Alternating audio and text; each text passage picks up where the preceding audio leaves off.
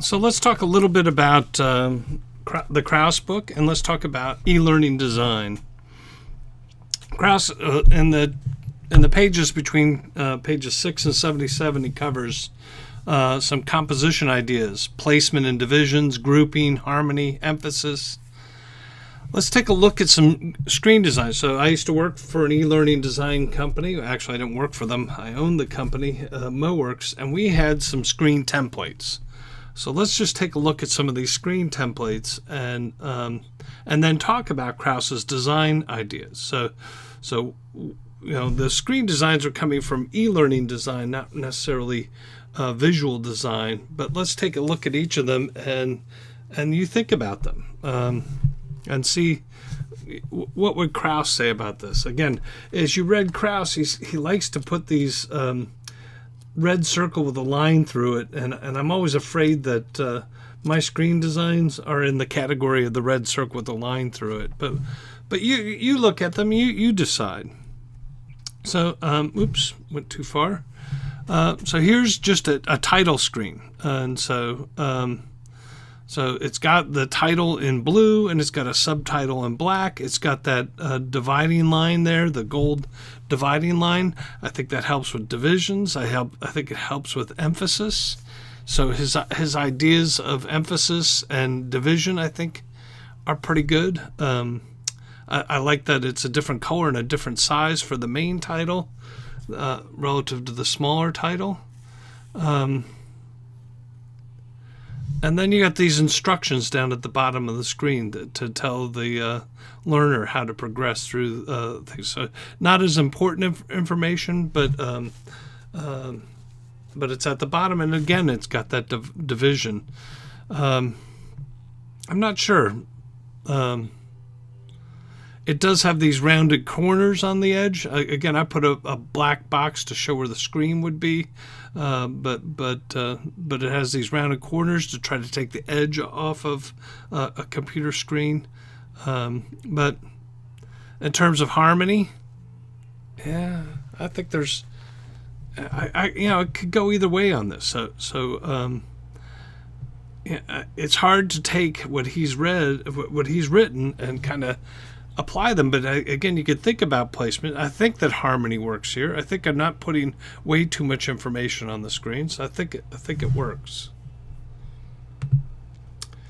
Here's one where you have a title for the screen. This is where you're going to be presenting content. You would have some sort of an image in the gray area, and you'd have three pieces of text that would appear on the left-hand side, and you could actually set it up so that those pieces of text enter the screen to coincide with portions of the audio that you also have on that screen. So again, I have some knowledge of this this design, because again, it's coming from a course. This are the course templates we used at MoWorks all the time. These screen designs. So it certainly does well with divisions. I think it does okay with placement. You got the information where you expect it to be. I think it does good with grouping information. Again, we got this dividing line here at the top to separate the title of this particular slide from the content of the slide.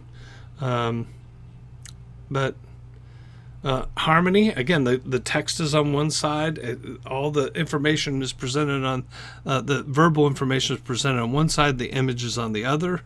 And again, if you have those caption texts kind of appear in order with audio, it really is going to emphasize the image on the screen. So again, it would really depend on the image as to how much that emphasis is there. And again, you want to use an image that's actually helping to communicate whatever idea is here. So these are just screen layouts, so it doesn't have any content here. So it's hard to discern some of the ideas there. Let's try another screen. Here's one with a big block of text on the left, the same size as the image on the right. Again, I think he would argue that the same size is somewhat of a problem. That's not going to create the grouping of those things the way I think he'd argue that that's not a good thing. I don't know, but That's would be my guess. And again, we kind of use a blue background on our text.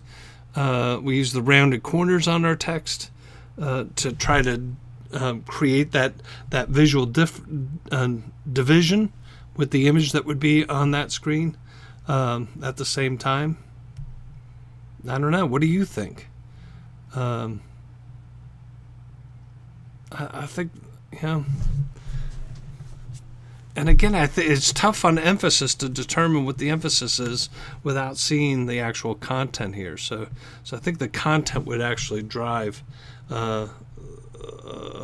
my judgment about emphasis. Here's one where we have the image on the left and then the 3 caption on the right. Again, so we tried to keep, when you're going through screen after screen of content, we tried to come up with different screen designs just to try to create, maintain some visual interest in the content.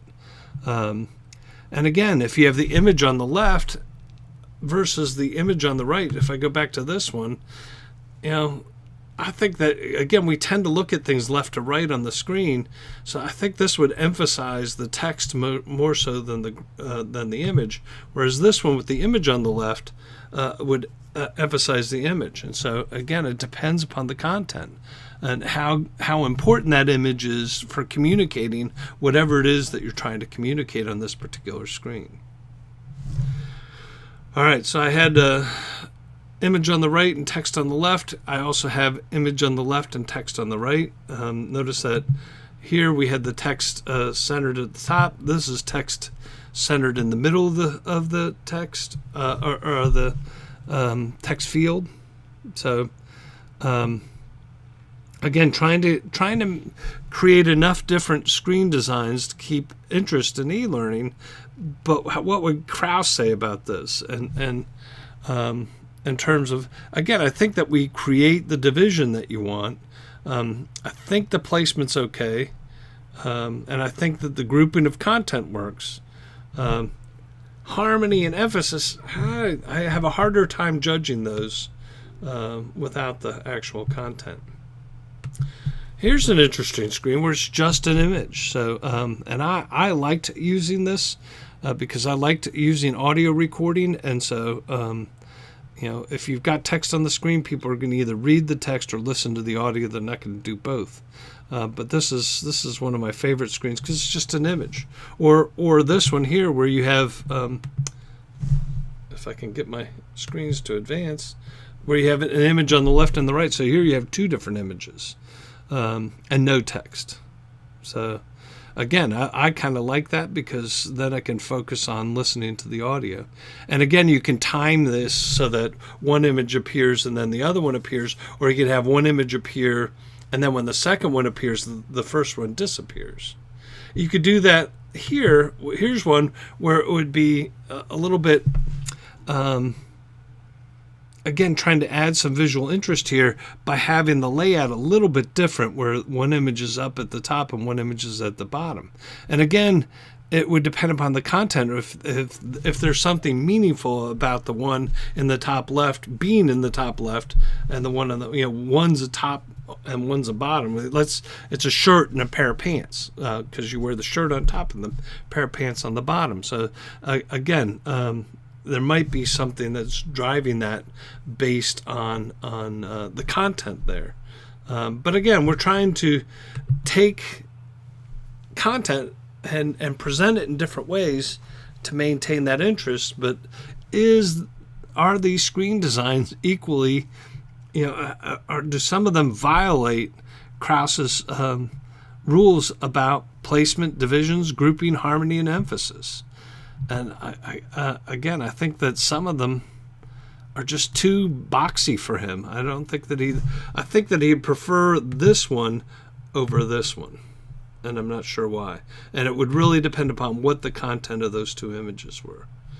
And this even is more boxy with the 3 images. And again, it just depends upon also how you're presenting that on the screen, whether you're taking one away while the other one's there, or are you removing some. So you could have all 3 on the screen and then take one away as you talk about it.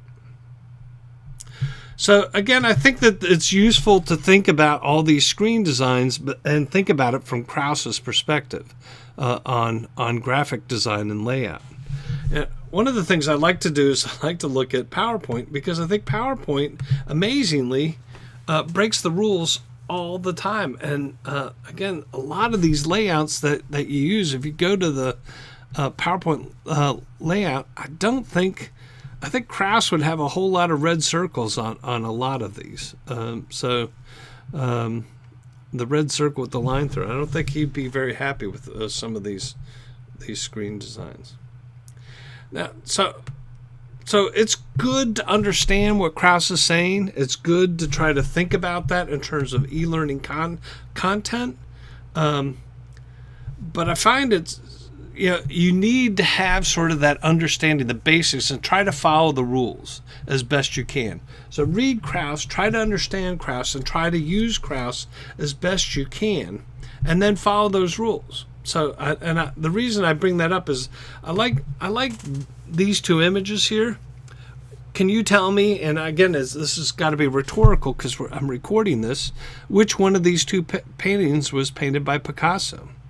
And so I usually ask this in a live class, or I ask this when I'm in front of a group of people, and almost everybody will point to the picture on the bottom right and say, that's the Picasso, that's signature Picasso. But in fact, the right answer is both of them are Picasso. And so a lot of people are surprised that the top image is also a Picasso, because he learned to paint in the tradition, a traditional way of painting, and he learned the rules of painting, and then once he understood the rules of painting, he was able to transcend that. And so it's okay that we sort of start with our screen designs kind of following what Krause says, but then you can come in here and break the rules. And so I'm pretty sure he'd have red circles around all these, but yet they work quite well. This is a graphic design novel sort of framework on this one, or this one where you've got all this superfluous content around the edge, but really the content is in the cell phone area. And so I don't think that he would be happy with these screen designs, and yet I think these screen designs work really, really well. So hopefully you take a close look at Krause, and you can look at each of these and debate it. I don't think he'd be happy with these three images. I think that's too much information. But again, it's hard to tell without actually having the images that are intended to be there.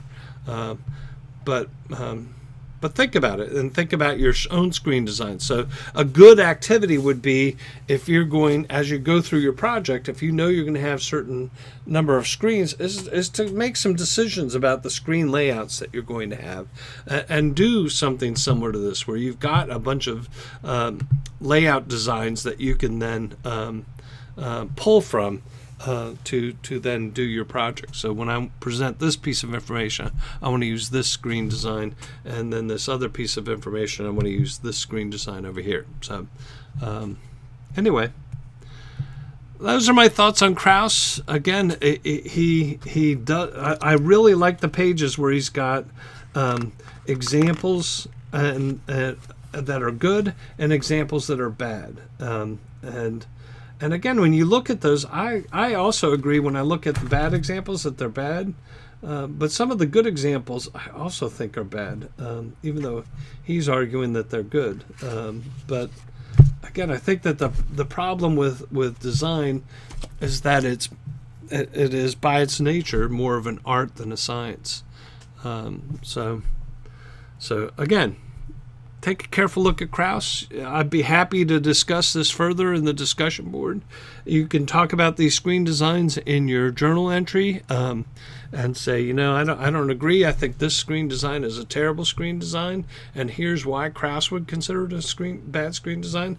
I will not be offended. I do think that Krause has a problem with several of these screen designs, and so those are my thoughts on Krause and composition, and good luck with your compositions, and good luck with your projects this week. So, all right. have a good week.